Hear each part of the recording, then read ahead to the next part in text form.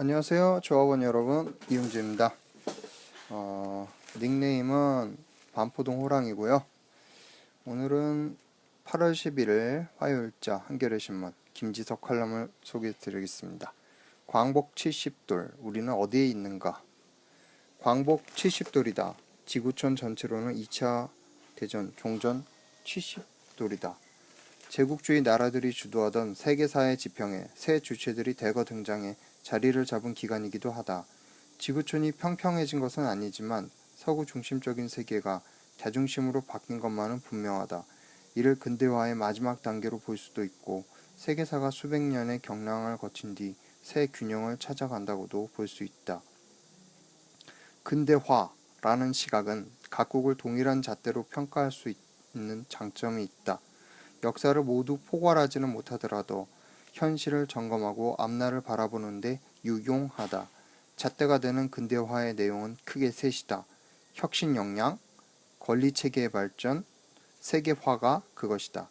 혁신 역량은 자신과 상황을 변화시켜 새로운 차원으로 나아갈 수 있는 능력이다. 기술과 조직력이 대표적이다. 경제를 비롯해 모든 분야의 지속적 발전은 혁신 역량에 좌우된다고 할 수 있다. 권리체계는 주체를 결정한다. 근대 이후 권리체계는 국권, 시민권, 인권, 생명권 순서로 중심이동을 해왔다. 역사 진보의 시금석인 권리체계는 갈등과 투쟁의 산물이다. 세계화는 근대화의 어두운 면이다. 제국주의적 세계화는 근대화의 삼파고시를 했다. 절대다수 지구인의 고통 위에 성립된 근대체제는 탈식민지 시기인 지금도 정의와는 거리가 멀다. 어떤 나라든 혼자서는 혁신 역량과 권리체계를 발전시킬 수 없다는 점에서 세계화는 불가피하다. 하지만 그것이 다른 나라를 지배하고 착취하는 것이어서는 안 된다는 당위는 항상 존재한다.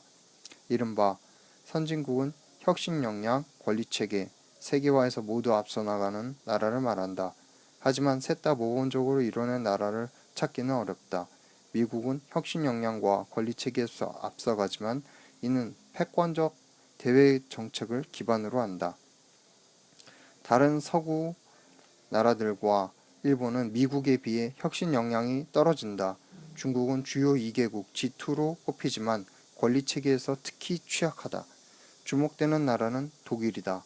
1, 2차 세계대전 패전국인 독일은 높은 혁신 역량과 권리체계를 자랑한다.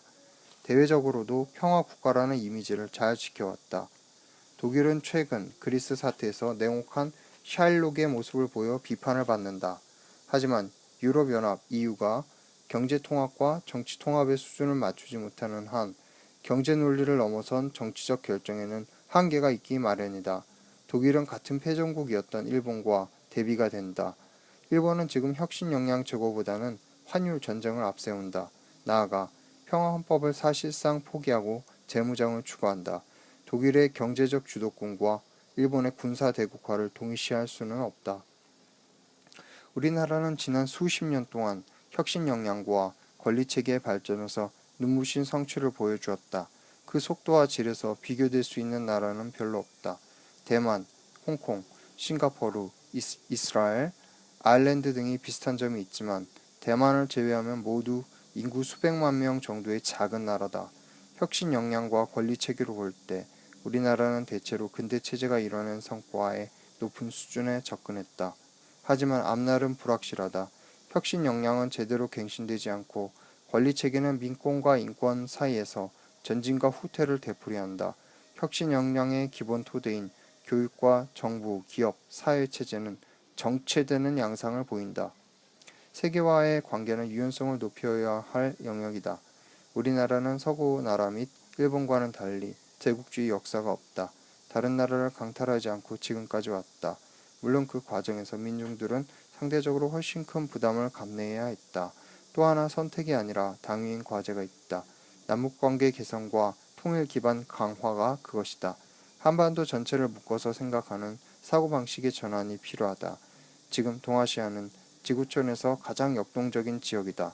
우리는 성취 면에서나 지정학적으로나 그 한가운데 있다. 곧 우리는 지구촌 근대화의 마지막 단계의 중심에 있다. 혁신 역량은 더 강화돼야 하고 권리 체계는 더 확장되어야 한다. 공생 공영의 대외관계는 그 자체로 가치가 있지만 통일을 위해서도 필수다. 광복 70돌은 새로운 30년을 준비하는 계기가 되어야 한다. 이상입니다. 상당히 포괄적이고 추상적인 얘기를 하고 있어요. 그렇기 때문에 감을 잡기가 어렵습니다. 그런데 상당히 가치 있는 그런 내용들이 많이 들어있어요.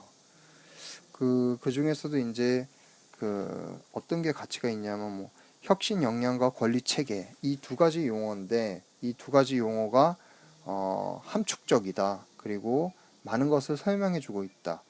지금 제가 보기에는 대한민국의 혁신 역량과 권리 체계는 한계에 부닥치고 있다고 봅니다. 지금 이 김지석 논설위원은 눈부신 발전을 해왔다. 이렇게 긍정적인 평가를 내리고 있어요.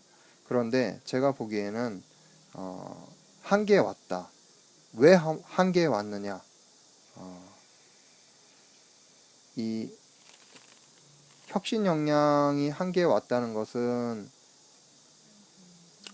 지금 이제 혁신 역량이 기술과 조직력이라고 있죠. 근데 이 자원이 대기업한테만 집중이 돼 있단 말이에요.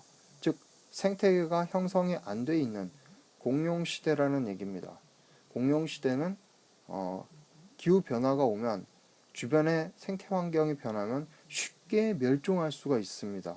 한두 군데만 멸종하더라도 생태계 전체가 상당히 커다란 타격을 받을 수 있다. 그래서 지금 현재 재벌 체계라는 것이 혁신 역량과 권리 체계를 저해하고 있다. 이렇게 보고 있습니다.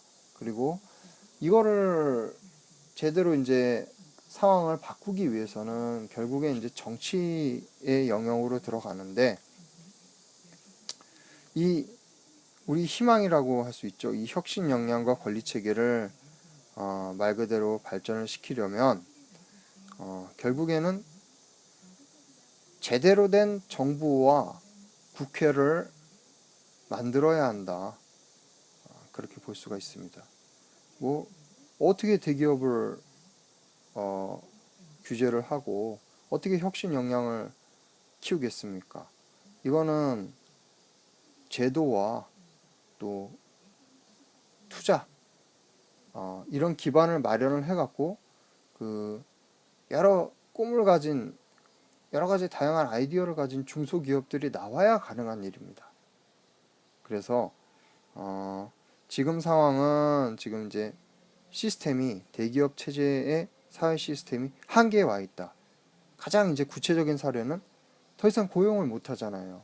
대기업들이 구조조정만 하고 있고 심지어는 정부도 일반 해고 요건을 완화한다. 이런 식으로 이걸 노동개혁이라고 하고 있어요. 그렇게 해서 비정규직 일자리를 많이 만들어서 젊은 층한테 제공을 하겠다는 것인데 이게 제가 보기에는 뚜렷한 한계점을 가지고 있다.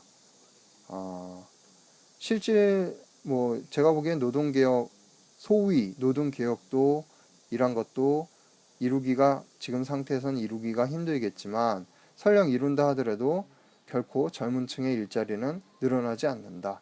늘어나더라도 1년짜리 파리 목숨 계약직 그런 질 나쁜 일자리만 늘어나고 결국 그런 일자리들은 혁신 능력을 저해하겠죠. 파리가 무슨 혁신을 합니까? 혁신 역량을 저해시키고 권리 체계도 발전을 할 수가 없습니다. 그렇기 때문에 지금 이 김지석 칼럼을 가만히 읽어보면 시사하는 바가 있다. 이 두 가지 용어를 통해서 그렇게 보고 있습니다. 고맙습니다.